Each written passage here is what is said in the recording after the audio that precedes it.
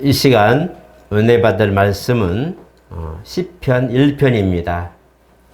제 성경책으로 805쪽입니다. 시편 1편 1절로부터 6절 말씀 우리 천천히 교독하겠습니다. 복 있는 사람은 악인들의 꾀를 쫓지 아니하며 죄인들의 길에 서지 아니하며 오만한 자들의 자리에 앉지 아니하고 오직 여호와의 율법을 즐거워하여 그 율법을 주야로 묵상하는도다. 그는 시냇가에 심은 나무가 저를 따라 열매를 맺으며 그 잎사귀가 마르지 아니함 같으니 그가 하는 모든 일이 다 형통하리로다. 악인들은 그렇지 아니하며 오직 바람에 나는 겨와 같도다. 그러므로 악인들은 심판을 견디지 못하며 죄인들이 의인들의 모임에 들지 못하리로다. 무릇 의인들의 길은 여호와께서 인정하시나 악인들의 길은 망하리로다. 아멘. 우리 같이 한번 합니다. 하나님은 복의 근원이시다. 세상의 모든 복은 사실 그에게서 나옵니다. 왜냐하면 복의 근원이시기 때문입니다. 하나님은 만물을 지으시고 사람을 거기 두시고 생육하고 번성하고 또 다스리고 정복하라 말합니다. 창세기 1장에 있는 말씀들은 사실 우리 모두에게는 복의 기본이고 근간이 되기도 합니다. 그는 이렇게 우리 모두에게 복을 주셔서 그 복으로 이 땅에 살 수 있도록 허락하셨습니다. 또한 그는 생명의 주님이십니다. 요한복음 14장에 있는 것처럼 내가 곧 길이요 진리요 생명이라 말씀합니다. 중요한 것은 이 땅에도 많은 이들이 살았다고 하는 만물들, 동물들이나 많은 그런 존재하는 그런 생물들이 있지만 그 중에 하나님의 형상과 모양대로 지음받은 우리 사람, 특히 영혼에 영혼을 부여받은 항구적 그런 존재인 인간들을 보면서 나는 너희의 생명의 주인이시다 라고 말씀하시는 겁니다. 그래서 그들에게는 특별한 그런 장소를 두셔서 곧 에덴이라고 하는 그 에덴의 동편에 동산을 만드시고 그 하나님의 형상과 모양대로 지음받은 사람을 또 영을 부여받은 축복된 영혼을 거기 두셔서 구별하신 겁니다. 그래서 이제는 하나님은 사람이 떡으로만 살 것이 아니라 하나님의 입으로부터 나오는 모든 말씀으로 살 것이니라 라고 신명기 8장에 있는 것처럼 이제는 우리는 먹고 사는 복에 환경적 그런 물리적 만족과 부요에 우리가 만족하는 그런 목적을 둔 것이 아닌 하나님 말씀을 중심으로 살아가는 존재가 되었다는 것을 확실하게 알려주는 대목이 창세기에 나와 있습니다. 그러므로 우리는 이제 이 땅에 사는 동안에는 복을 누리며 살지만 사실은 무엇을 위해서 바로 생명의 주님과 함께하는 그 은혜로 사는 존재가 바로 목적이라는 것을 알려주고 있는 겁니다. 그래서 예수님도 이 땅에 먹고 배부른 이것을 중요시하고 이것 때문에 그들을 부른 것이 아닌 것을 말씀하시고 이제 그 12를 불러서 복음을 전하는 천국 복음을 전파하는 일에 이제 그들과 동역하기 시작하는 겁니다. 그래서 제자들에게 가서 하나님의 때가 가까이 왔다. 회개하라 천국이 가까이 왔다 라고 하는 이 말씀, 하나님 나라가 도래한 이 부분에 대하여 말씀하시고 주님이 이 땅에 오셨을 때에 이제 공생이 시작하자마자 제자들과 함께 천국 복음을 가르치고 또 전파하신 것을 우리는 보게 됩니다. 이와 같이 주님은 우리에게 먹고 사는 모든 문제도 중요하지만 하나님 말씀을 듣고 그 말씀 중심에 사는 것을 우리에게 더 강조하고 계시다는 걸 말하는 겁니다. 왜 주님이 이 땅에 오셔서 이렇게 하셨을까요? 차라리 그냥 밭이 있는 사람 더 사고 여유 있는 사람 더 잘 먹고 잘 살고 부유하고 배부르게 살면 좋을 텐데 그것보다도 바로 보이지 않는 영적인 존재, 영적인 과정, 영적인 문제에 관심을 두고 영원한 소망에 관한 얘기를 더 강조하셨을까 하는 겁니다. 그것이 목적이기 때문입니다. 주님이 오신 것도 그 문제를 해결하시기 위해서 오셨고 또 매여있는 사망에 매여있는 그들에게도 바로 이것을 풀어버리고 사망을 풀고 영생에 들어가는 과정으로 다시 본 궤도에 오르게 하기 위해서 주님이 희생으로 오셨다는 것을 말씀하고 있어요. 그래서 주님도 먹고 사는 것들이 문제가 아니라 그 가운데 정말 보석같이 정금 같은 실질적인 그런 목적을 위해서 살 수 있도록 방향제시를 우리에게 해 주신 겁니다. 오늘 본문은 시편 1편은 시편 150편 중에 첫 번째 장에 들어가기도 하는데 이 부분을 보면 가장 먼저 시편 1편에 말씀하신 건 뭐냐면 복 있는 사람 이렇게 말씀하고 있어요. 복 있는 사람.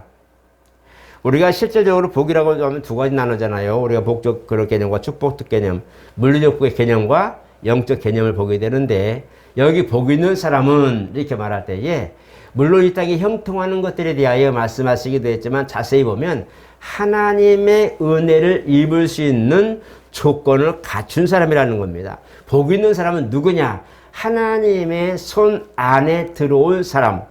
하나님의 간증과 하나님의 부어주실 놀라운 그런 목적과 계획 아래 들어와 있는 사람이 복 있는 사람이다. 이렇게 말씀하는 거예요.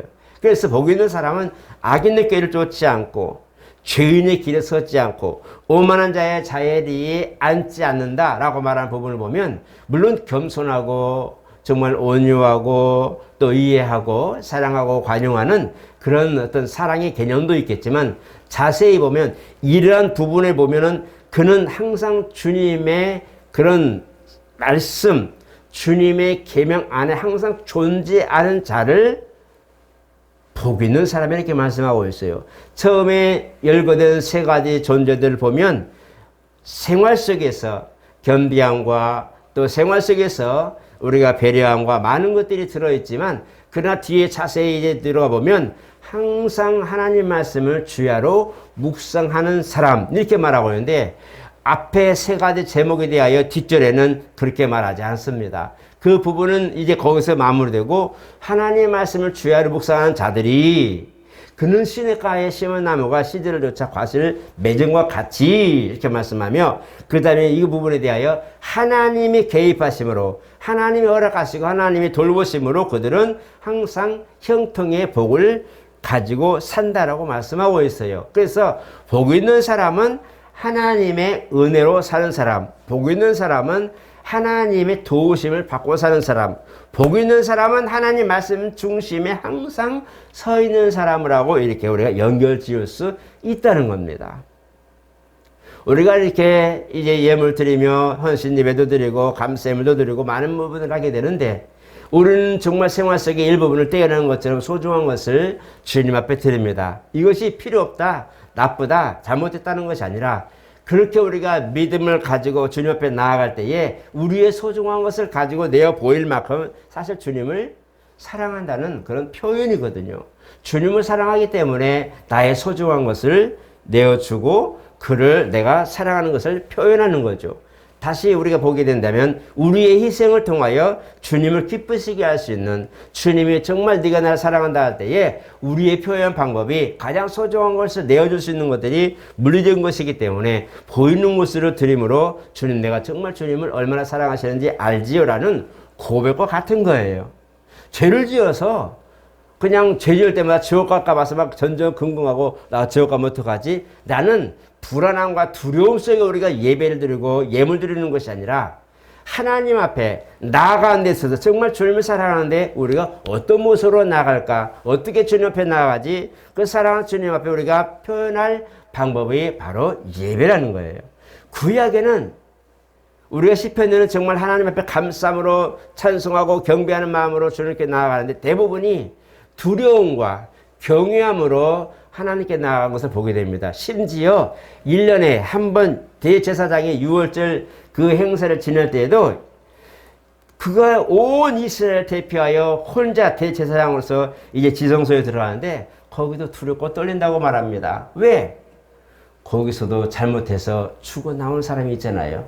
그래서 다시 준비해가지고 또 희생을 드리고 들어가서 하나님 앞에 드리고 이제 예배를 이렇게 희생을 드리는데 얼마나 그것이 무서웠으면 온 백성이 숨을 죽이고 주여 우리 죄를 쌓아서 싸고 통곡의 벽이라고 할 만큼에 그런 생명 외곽 벽에서 그 벽을 잡고 붙드는 거고 막 기도하는 거예요. 대제사장이 지성소에 가서 예배를 행하는 동안에 백성들은 그 성 밖에서 벽을 갖고 기도, 우리 죄를 쌓아서라고 얼마나 간절히 기도합니다. 오늘 보면은 이스라엘의 통곡의 벽이라는 곳이 있다고 하잖아요. 저도 못 가봤어요. 그냥 사진으로만 봤는데 그만큼 이스라엘 백성들은 지금 자기들의 죄가 1년 동안 다시 한번 유보되기를 기대하는 마음으로 간절히 기도하는 거죠. 그러나 대제사장인 그는 혼자 들어가서 정한 율례대로 이제 산사면에 피를 뿌리고 희생을 드리면서 주여 우리 죄를 사하소서라고 밤새 기도하는 거죠. 두렵고 떨림으로, 그리고 두렵고 떨림으로 하나님의 뜻을 이루라고 말씀하기도 합니다. 그러나 오늘 성도들은 정말 은혜 가운데 있기 때문에 두렵고 떨림도 있지만, 경외함도 있지만 감사함으로 나오는 게 대부분이란 말이에요. 이미 우리는 용서받은 사람들이기 때문에 죄와는 무관할 만큼의 하나님 은혜를 입었기 때문에 이제는 하나님 감사의 표현을 어떻게 할까요? 감사의 표현, 정말 주님 앞에 나가는 데 있어서 우리가 무엇으로 주님 앞에 보답할까 하는 그런 마음이 있기 때문에 감사함으로 나오는 겁니다. 그래서 예배는 감사와 찬양입니다. 예배는 감사와 찬양이에요. 그래서 우리가 주님 앞에 나갈 때 복 있는 사람, 이 부분에 대해 나는 복 있는 사람, 나는 말씀 중심 안에 있고 복 있는 사람, 나는 항상 주야로 주님 말씀을 묵상하는 사람, 나는 복 있는 사람, 시절을 조차 과실 맺은 것처럼 항상 주님 은혜 가운데 믿음의 열매를 들 수 있는 사람, 나는 복 있는 사람, 이 부분의 개념을 좀 여러분들 유의하여서 여러분 그 말씀에 새기시기를 부탁을 드립니다. 그래서 우리 이 부분을 보면서 주님은 아까 생명이라고 말씀하셨을 때 다시 원조 돌아가면 주님은 우리에게 생명을 주시려고 오셔서 십자가에서 흘리신 보혈로 우리 모든 죄를 사하시고 생명의 살과 떡을 우리에게 허락하셨어요. 그 요한복음 6장에 자세히 나와 있습니다. 이 부분을 보게 되면서 그 생명을 우리에게 허락하시고 누리고 유지하게 하기 위해서 복을 내어 주신 겁니다. 그래서 우리가 예수님의 그런 순종의 모습을 보게 되면 그의 삶에서 우리에게 영혼을 살리는 생명의 어떤 그런 속전이라고 말한다면 그의 모든 이제 의와 그 다음에 은혜와 긍휼과 자비와 치유의 역사는 복의 개념으로 보게 되는 겁니다. 그는 우리에게 생명으로서 생명을 주시러 오셨고 그의 삶은 우리에게 복에 보이는 가시적 현실적인 그런 삶에서 본을 보이신 거예요. 그래서 고린도서에도 보면 그가 부유하신 자로서 가난하게 되신 것은 우리로 하여금 부유하게 하려고 했다고 말씀하고 있어요. 그래서 우리가 그걸 보게 되면 주님은 우리에게 생명을 주시는 것이 가장 먼저 된 목적이요. 그 다음에 그 생명을 우리에게 전파하고 주시기 위하여 부수적인 환경적인 모든 요인을 허락해 주셔서 생명을 받아들이기에 합당할 만큼 또 즐거이 받을 수 있도록 환경을 허락하신 것이 복이라는 거예요. 오늘 여러분 복 받기를 원하고 또 내 안에 복이 더 충만하기를 원한다면 주님 말씀 안에 거하시기를 축복합니다. 왜냐하면 그 말씀 안에 다 있기 때문에 그래요. 그 말씀은 우리에게 생명이시지만 그 말씀은 우리에게 모든 부수적으로 하나님이 복을 허락하신 거예요. 이스라엘에 희생을 드릴 때에 양이 부족했다는 곳이 성경에 한 군데도 없어요. 솔로몬이 매일마다 7마리씩 아니면 매 순간마다 1,000번째 드리며 이스라엘이 매일마다 희생을 드릴 때 양과 소와 그 다음에 비둘기도 많은 걸 드렸어요. 아마 오늘날 우리나라 같은 그런 어떤 환경적 요인으로 그냥 어느 가정만 가축을 기르고 이런 상황이면 아마 희생양을 찾아서 비싼 값으로 살려고 아마 다 돌아다닐 겁니다. 아마 희소성 때문에 엄청나게 비싸겠죠. 예수님 시대에도 양들이 이제 실한 양 1년 된 정결한 흠없는 양을 드리기 위해서 부실한 것은 안 되고 아픈 것도 안 되고 1년 안 된 것도 안 되기 때문에 그 하나님 앞에 드릴 만한 정결한 양, 자격 요건을 갖춘 그 양을 구하기 위해서 굉장히 많이 찾은 것을 보게 됩니다. 그래서 그것을 뭘로 환산해요? 나중에 돈으로 환산해서 한 마리 값이 얼마만 이걸 해서 되고 그 다음에 성경에 들어간 사람마다 반세계씩 되는데 반세계를 바꾸려고 한 세계를 주는 이런 사건이 발생했잖아요. 그 정한 대로 하려고 하다 보니까 너무 많은 부분에 제약이 있고 희소성이 되기 때문에 그렇게 해서 주님이 막 그냥 상을 엎어버리는 장사하는 사람들 상을 엎어버리는 막 그런 일도 있었는데 그만큼 있었지만 그러나 이스라엘은 항상 그렇게 가족들이 풍성했다는 거예요. 그래서 이스라엘 집은 1층은 가축들이 사는 집이요. 가축들이 사는 공간으로 1층을 내어줍니다. 그 다음에 2층은 사람이 살고 3층은 다락으로서 이제 모임이나 사랑방처럼 손님 왔을 때 접대하고 회의하거나 이럴 때 쓰게 되죠. 그래서 이스라엘 지역의 그런 집들은 1층은 항상 가축을 위한 장소로 있어서 언제든지 손으로 잡으면 잡을 수 있는 양들이 준비됐다는 풍성한 그런 환경을 허락하신 거예요. 하나님께 나아가는 데 있어서는 걸림돌이 없었다는 거예요. 부족해서, 연약해서, 없어서 이게 없었다는 거예요. 항상 하나님께 나아갈 때는 준비된 양이 항상 예비된 것처럼 하나님께 나아가는 데서는 그런 결격적인 것들이 없었다는 걸 말씀하고 항상 주변에 준비되어 있다고 말하는 겁니다. 그래서 오늘날에도 우리가 주님 앞에 나아갈 때에 하나님, 내가 정말 주님 앞에 나가는 데 있어서 어떤 문제들이나 장애물이나 어떤 장애 요소들이 없도록 나를 지켜주시고 환경을 붙들어 주시옵소서 하고 우리는 기도해야 됩니다. 왜냐하면 그게 복이기 때문입니다. 하나님께 나아가는 데 있어서 우리가 비록 모든 것들을 준비된 것들이 복입니다. 하나님 앞에 나가 생명을 얻기 위하여 그를 믿고 의지할 때에, 그 말씀을 의지할 때에 거기에 우리가 부수적으로 우리에게 허락하신 것이 복이라고 말씀했어요. 이 복을 내가 받음으로 하나님께 나아가면서 표현하는 데 있어서 부족함이 없게 하려고 한다는 거예요. 그래서 시편 23편에도 여호와는 나의 목자시니 이렇게 말씀합니다. 나의 목자신데 그 뭐라? 내가 필요한 게 뭐냐? 내게 부족함이 없다는 거예요. 그가 왜 그러냐면 나를 푸른 초장을 누이시고 쉴 만한 물가로 인도하시기 때문에 언제든지 나를 풍요로운 풀밭으로 인도하시고 내가 배불리며 풀을 뜯고 주인 목소리를 듣고 따라가는 데 있어서는 부족함이 없게 만드시기 때문에 그는 나의 목자 이렇게 말씀한다는 거예요. 오늘 주님을 우리가 믿고 의지하면서 주님은 나의 구세주, 나의 주님이십니다라고 고백할 때에 사실 우리는 그분을 따라가는 데 있어서 부족함이나 연약함이 없다는 겁니다. 누구든지 주님을 따르는 데 있어서는 결격적인 그런 것들이 없다는 거예요. 주님은 이렇게 우리 모두 환경을 열어놓으시고 우리에게 말씀하신 겁니다. 내게로 와라. 내가 생명이고 길이고 진리니 나를 통해서 아버지께 가자라고 우리에게 생명으로 인도한다는 거예요. 마지막 계시록에 보니까 뭐라고 했어요? 거기도 이제는 마지막에는 돈 없는 사람도 와서 마시라는 거예요. 아무것도 없는 사람이랄지라도 생명수를 마실 수 있도록 허락하시다는 거예요. 없는 사람도 누구든지 와서 생수의 강 안에 들어오게 만드시고 생수의 꼴을 먹게 만들어 주셨다는 거예요. 그래서 이제는 부족한 사람이 없이 생명 안에 들어온 말씀 안에 있는 사람은 누구든지 그 은혜 가운데 들어올 수 있도록 주님은 활짝 대문을 열어놓으신 겁니다. 그것이 우리는 새롭고 산 길이라는 거예요. 이것이 주님이 우리에게 허락하신 복입니다. 여러분, 예수 안에 들어올 때에 우리는 생명을 얻을 뿐만 아니라 복도 함께 온다는 것을 기억하셔야 됩니다. 복과 생명은 따로 뗄 수가 없어요. 왜냐하면 주님이시기 때문입니다. 주님 한 분에게서 복이 나오고 주님 한 분에게서 생명이 나오기 때문에 그분 안에 있어야만이 복과 생명을 내가 누릴 수 있다는 거예요. 뺏기는 것 같고 나누는 것 같고 내 것을 손해보는 것 같은 느낌이지만 그러나 주님 안에 있다면 주님은 어느샌가 내게 새로운 것을 허락하신 것을 보게 됩니다. 우리가 시편 욥기를 보게 되면 욥은 처음에 풍성하고 정말 누림을 많은 그런 복을 받았어요. 그러나 환경적 요인이나 이제 그런 원수 마귀의 그런 모든 유혹에 모든 그런 시험에 빠져가지고 다 이제는 다 빼앗겨버리고 그 자체도 몸에 약하게 나서 아픈 괴로운 그런 삶이 되었죠. 그러나 하나님이 그를 다시 보시고 다시 욥이 하나님 의지하면서 회개하고 나는 이러지라만 나는 이런 상황이지만 나는 내 아내도 떠나고 자식도 다 죽어버리고 재산도 다 뺏겼지만 나는 주님만 의지합니다. 주님밖에 없습니다라고 고백할 때에서야 다시 한번 환경과 모든 상황을 허락하시는데 전부 다 배는 더 좋고 이쁘고 아름답고 풍성했다고 말씀합니다.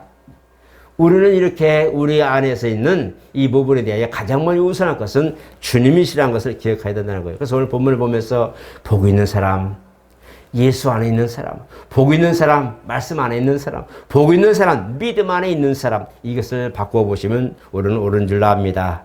오늘 저 여러분 우리는 살려고 예수 믿습니다. 주님 우리를 살리려고 오셨어요.